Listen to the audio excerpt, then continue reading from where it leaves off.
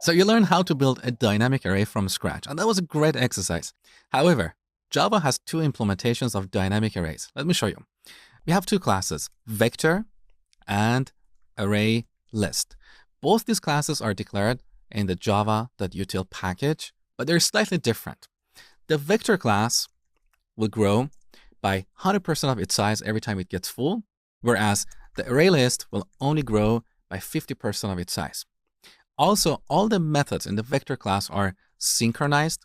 This is an advanced topic, and I'm going to cover that in my upcoming advanced Java course. But basically, when we say a method is synchronized, that means only a single thread can access that method. In other words, if you have a multi-threaded application where multiple threads are going to work with this collection, then you're not going to be able to use the vector class. You should use the ArrayList class because the methods of the ArrayList are not synchronized.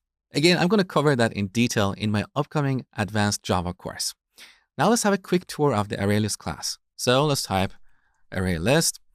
Now these angle brackets you see here, these represent a generic parameter. With this generic parameter, we specify the type of each element in this array list. For example, if we want to have an array list of integers, we type integer. This integer class is a wrapper around the native or primitive int type. So for every primitive type that we have, like int, short, byte, boolean, whatever, we have a wrapper class. For example, we have short, we have byte, we have boolean, and so on. We can also have an array list of strings or students, assuming that we have a student class. In this demo, I'm going to create an array list of integers. So integer, enter. Now we need to import the ArrayList class because it's declared in a different package. So we press Alt and Enter. There you go, it's imported on the top.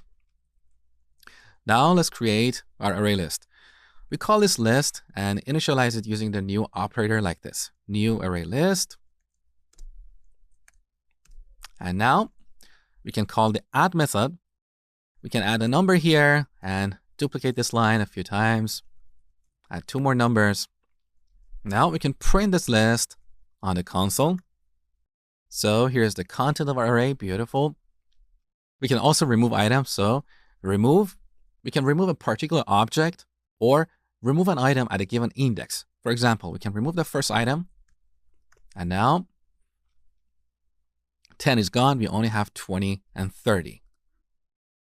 We can also find the index of the first occurrence of an element. So we call list.index of 20, because now after removing the first item, 20 is going to be the first item, this method will return 0. We also have last index of, which will return the index of the last occurrence of an item. We also have contains, which returns a Boolean value telling us if we have this item in our array or not. And finally, we can use the size method to get the number of items in this array. And finally, another useful method is the toArray method. This will convert this list to a regular array object. So there are times that you want to work with a regular array object. Let's say you have a method that only accepts an array and you cannot pass an ArrayList class there. In that case, you can easily convert your ArrayList to a regular array.